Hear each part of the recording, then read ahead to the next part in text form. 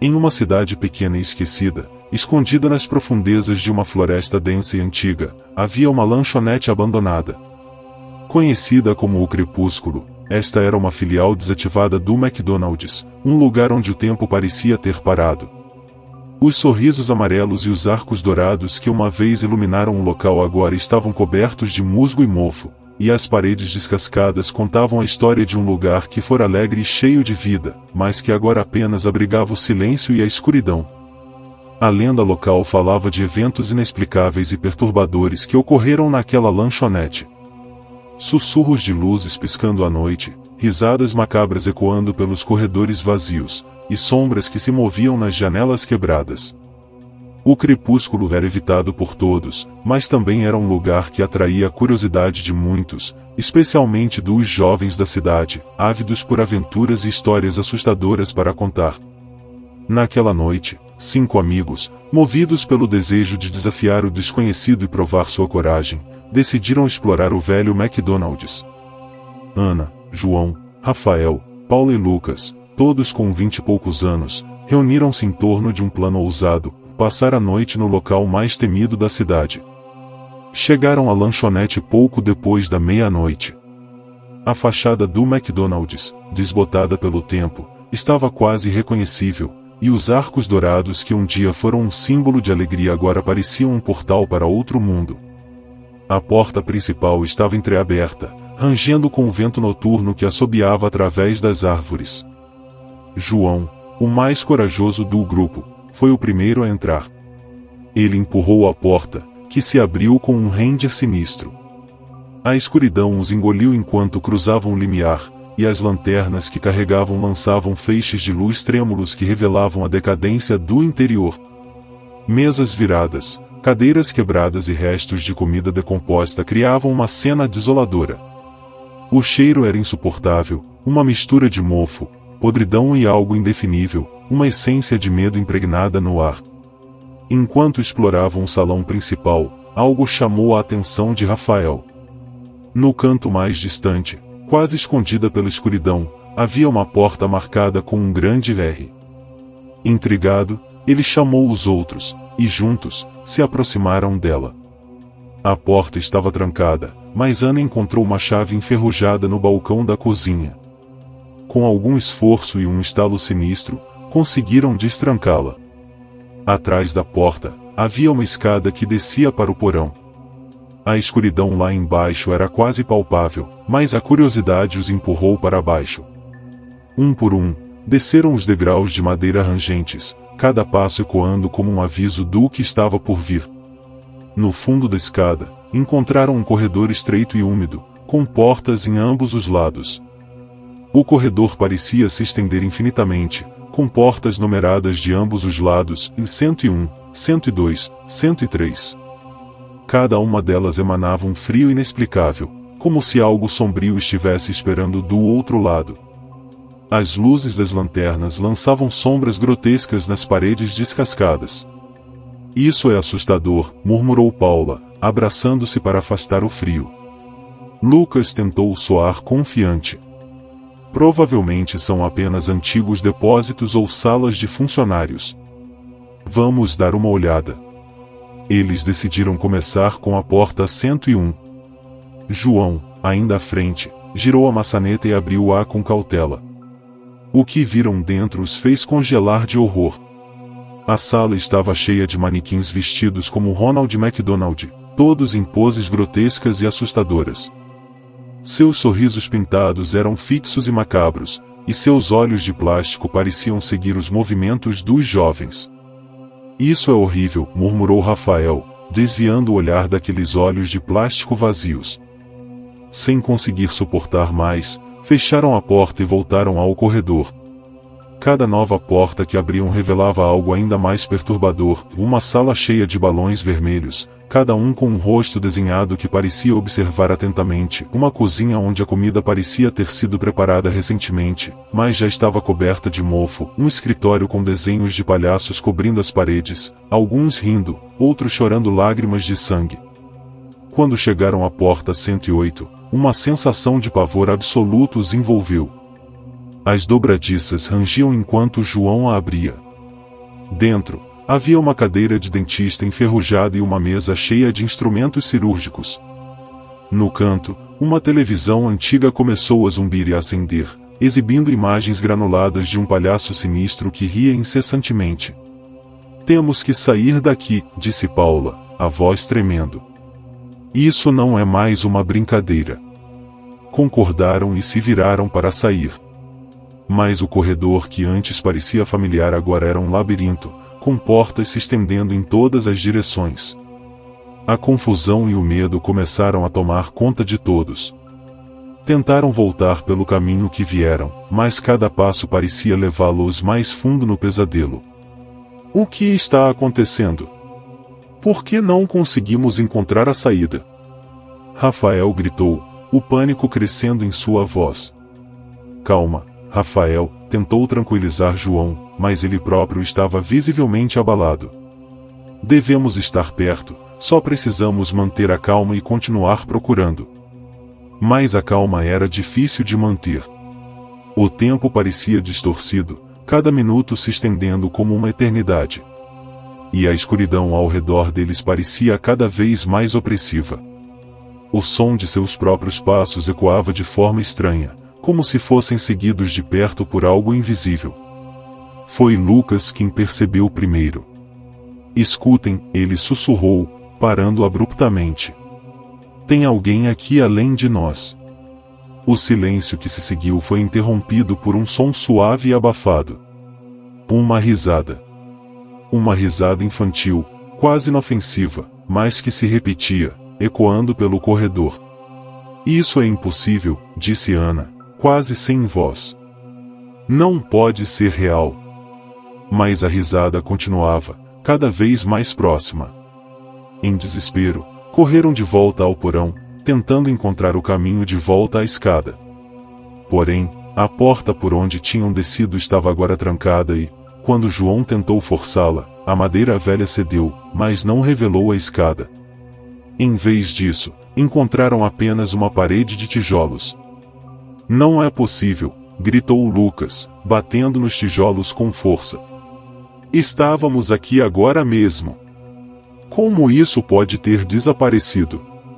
Sem outra opção, voltaram ao corredor. Mas algo tinha mudado. As portas estavam todas abertas, e dentro de cada uma, algo os esperava. Os manequins de Ronald McDonald tinham se movido. Eles estavam mais perto, os olhos de plástico parecendo brilhar com uma luz própria. "Estão se movendo!" Paula gritou, apontando para uma das portas. "Eles estão nos seguindo!" O medo se transformou em pânico total. Correram, abrindo portas aleatoriamente, tentando encontrar uma saída. Mas cada porta que abriam só os levava a mais corredores, mais quartos com horrores inimagináveis. Finalmente, chegaram a uma porta diferente. Ela era grande e vermelha, com o logotipo do McDonald's ainda intacto.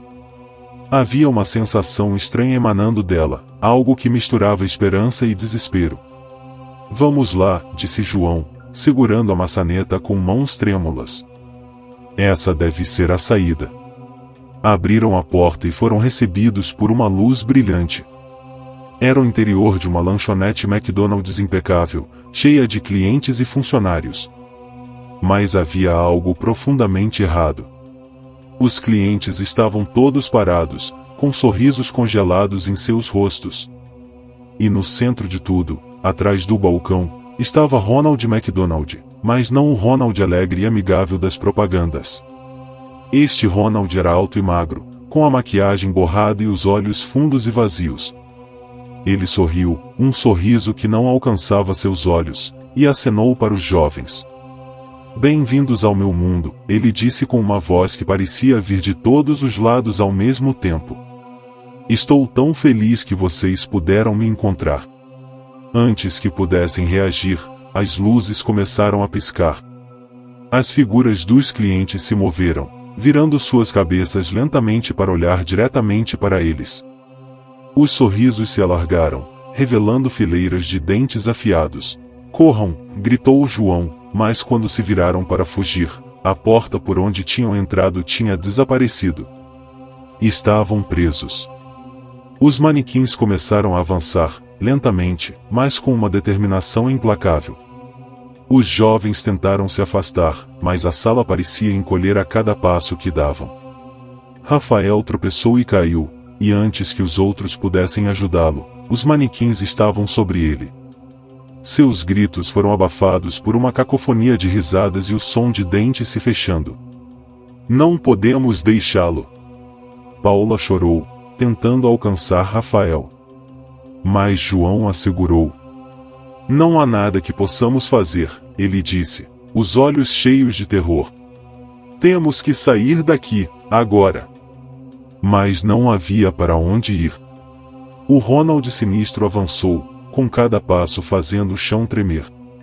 Vocês são meus agora, ele disse, sua voz reverberando pelas paredes.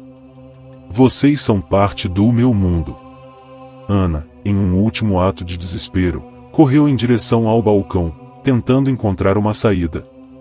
Mas quando chegou lá, a figura do Ronald desapareceu, e ela se viu olhando para um espelho. Seu próprio reflexo sorriu de volta para ela, mas não era seu sorriso. Era o sorriso de Ronald McDonald, largo e cruel. Ela gritou, mas o som foi cortado abruptamente quando o espelho se estilhaçou, e ela desapareceu. No final, restavam apenas João, Paula e Lucas. Estavam cercados pelos manequins e pela risada incessante que ecoava pela sala. Sabiam que não havia escapatória, que eram prisioneiros desse pesadelo. Eu sinto muito, disse João, a voz quebrando. Eu só queria que tivéssemos saído antes. Paula, chorando, segurou sua mão. Nós estávamos juntos, ela disse suavemente. Isso é tudo que importa. Lucas, com o rosto endurecido pelo medo, olhou para o Ronald McDonald que os cercava. O que você quer de nós? Ele gritou. Por que está fazendo isso? Ronald parou, e por um momento, tudo ficou em silêncio. Então, ele sorriu novamente, um sorriso vazio e sem emoção. Eu quero que vocês saibam, ele disse calmamente. Que vocês nunca mais estarão sozinhos. Vocês são parte de mim agora. Para sempre. Com essas palavras, a sala se encheu de uma luz ofuscante, e o mundo ao redor deles se desfez. João, Paula e Lucas sentiram-se sendo puxados para um abismo sem fim, o som da risada de Ronald McDonald ecoando em suas mentes até que não restasse mais nada além do silêncio. Anos depois, a cidade ainda sussurrava sobre a lanchonete abandonada, e as histórias dos jovens que desapareceram lá se tornaram lendas. O crepúsculo permaneceu, silencioso e imponente, um monumento ao medo e à loucura. E à noite, se você passasse por lá, poderia ouvir, se ouvisse com atenção, o som de risadas distantes e o murmúrio de vozes que nunca seriam ouvidas novamente. Alguns anos se passaram desde o desaparecimento dos 5 jovens. A cidade ficou abalada com os eventos, e o crepúsculo tornou-se um tabu ainda maior. Os pais advertiam seus filhos a nunca se aproximarem da lanchonete, e o local ficou coberto pela vegetação crescente, quase como se a própria natureza tentasse escondê-lo. Mas, como em todas as histórias de terror, sempre há aqueles que desafiam os avisos. Um novo grupo de jovens, atraído pelas lendas e pelos mistérios do lugar, decidiu que estava na hora de descobrir a verdade sobre o que aconteceu naquela noite fatídica. Júlia, Pedro, Marcos, Sofia e Vinícius eram amigos desde a infância, e embora soubessem do perigo, a tentação de resolver o mistério era grande demais para resistir. Equipados com lanternas mais potentes, câmeras de última geração e um mapa da lanchonete que encontraram em um antigo artigo de jornal, estavam determinados a ir onde ninguém mais ousou ir. Na noite escolhida, o céu estava coberto de nuvens escuras, e um vento frio soprava através da floresta. Quando chegaram ao crepúsculo, a fachada desbotada da lanchonete parecia ainda mais sinistra sob a luz fraca da lua. As janelas estavam cobertas de vegetação e a porta, que uma vez rangia ao vento, agora estava completamente coberta por uma camada de plantas trepadeiras. "Tem certeza de que queremos fazer isso?" perguntou Sofia, sua voz tremendo um pouco. Pedro, sempre o corajoso, sorriu. "Estamos aqui para resolver um mistério. Se ficarmos assustados agora, nunca saberemos o que aconteceu." Com esforço, Marcos cortou as plantas que bloqueavam a porta, e eles entraram no salão principal. O interior estava exatamente como descrito nas lendas, em mesas viradas, cadeiras quebradas e um cheiro de mofo e podridão que era quase sufocante. Júlia liderou o caminho até a porta com o R marcado, a mesma porta que os jovens desapareceram anos antes. Com uma sensação de déjà vu, eles a destrancaram e desceram a escada rangente até ao porão. O corredor estreito e úmido os aguardava, com as portas numeradas alinhadas em ambos os lados. "Devemos começar pela porta 101, como eles fizeram?" perguntou Vinícius, tentando esconder seu nervosismo. "Sim", respondeu Júlia. "Mas desta vez, vamos gravar tudo. Precisamos documentar o que encontrarmos." Com as câmeras a postos, abriram a porta 101. A visão dos manequins vestidos como Ronald McDonald ainda era tão grotesca quanto nas histórias. Mas algo estava diferente. Os manequins pareciam ter mudado de posição, como se tivessem se movido sozinhos desde a última vez que foram vistos. "Isso é perturbador", sussurrou Marcos, enquanto filmava os manequins de perto. Eles continuaram explorando as portas uma a uma. Cada sala parecia mais distorcida e macabra do que a anterior. Quando chegaram à porta 108, hesitaram, lembrando a lenda da cadeira de dentista e da televisão que mostrava o palhaço rindo. Mas, para sua surpresa, a sala estava vazia, exceto por uma cadeira solitária no centro. "Talvez as lendas tenham exagerado", sugeriu Pedro, tentando acalmar os nervos do grupo. Mas Júlia não estava convencida. "Algo está errado", ela disse. "A sala pode parecer vazia, mas sinto que há algo mais aqui." Enquanto exploravam a sala, Sofia notou algo estranho nas paredes. Havia símbolos gravados na pedra, quase invisíveis à primeira vista. Pareciam runas antigas ou algum tipo de escrita arcana. "Olhem isso", disse ela, apontando para as marcas. "O que vocês acham que significa?" Vinícius, que tinha interesse em história e linguagens antigas, se aproximou para examinar os símbolos mais de perto. "Parece algum tipo de feitiço ou encantamento", ele disse. "Mas não consigo entender o significado exato." De repente, a sala começou a tremer, e a luz das lanternas piscou. O ar ficou gelado, e um som baixo e grave começou a ressoar das paredes. As runas brilhavam com uma luz estranha e pulsante. "Vamos sair daqui", gritou Marcos, mas antes que pudessem se mover, o chão se abriu sob seus pés, e todos caíram em um buraco escuro. Eles aterrissaram em um espaço cavernoso, iluminado apenas pela luz fraca das runas brilhantes. O lugar estava cheio de estátuas e artefatos antigos, todos cobertos com o símbolo do McDonald's. No centro da caverna, havia um grande círculo de pedra com mais runas gravadas, e no meio dele, um trono feito de ossos e fragmentos de metal. Sentado no trono estava Ronald McDonald, mas não como nas propagandas. Este Ronald era uma figura grotesca e deformada, com olhos brilhando em um tom vermelho profundo e um sorriso que parecia quase partir seu rosto em dois. "Bem-vindos", ele disse com uma voz que reverberava através da caverna. "Estava esperando por vocês." Os jovens ficaram paralisados de medo. Ronald McDonald se levantou de seu trono, e enquanto caminhava em direção a eles, cada passo parecia fazer o chão tremer. Vocês vieram para descobrir a verdade, ele disse, seu sorriso se alargando ainda mais. E eu vou mostrá-la a vocês. Com um gesto, ele acenou para o círculo de pedra, e uma visão se materializou no ar. Mostrou os 5 amigos que haviam desaparecido anos antes. Eles estavam em uma sala semelhante, cercados pelos manequins de Ronald McDonald que agora estavam vivos e se movendo. Os jovens gritavam e lutavam, mas não havia escapatória. A visão se distorceu, mostrando-os sendo arrastados para o abismo, suas vozes se fundindo com a risada sinistra do palhaço. Assim como eles, vocês são agora parte de mim, disse Ronald. Meu mundo, minha realidade. Vocês não podem escapar. Júlia, tremendo de medo, tentou manter a calma. Por que está fazendo isso? Ela perguntou. O que você quer de nós? Ronald riu, um som frio e sem vida. Eu sou o guardião deste lugar, ele respondeu.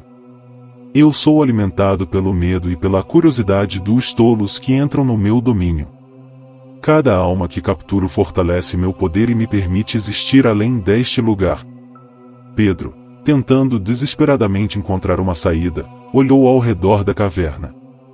Tem que haver uma maneira de sair daqui, ele disse. Algo que possamos fazer para nos libertar.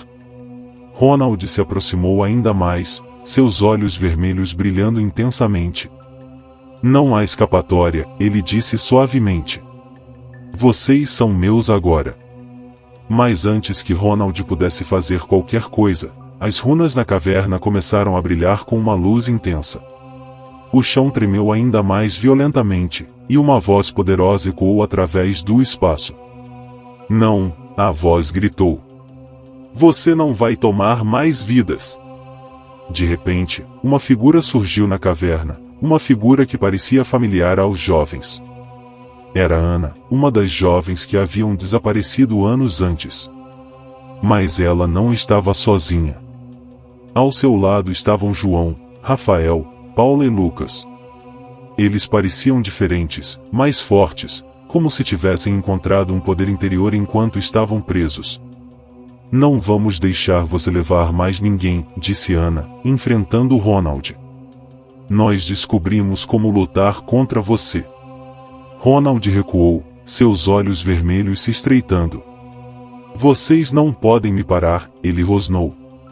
Eu sou o Eterno. Mas Ana e os outros começaram a entoar palavras em uma língua antiga, e as runas na caverna brilharam ainda mais. Uma luz brilhante envolveu Ronald, e ele gritou de raiva e dor. Vocês não têm o poder para me destruir, ele gritou, mas sua voz estava ficando mais fraca. As runas pulsaram uma última vez, e Ronald foi engolido pela luz.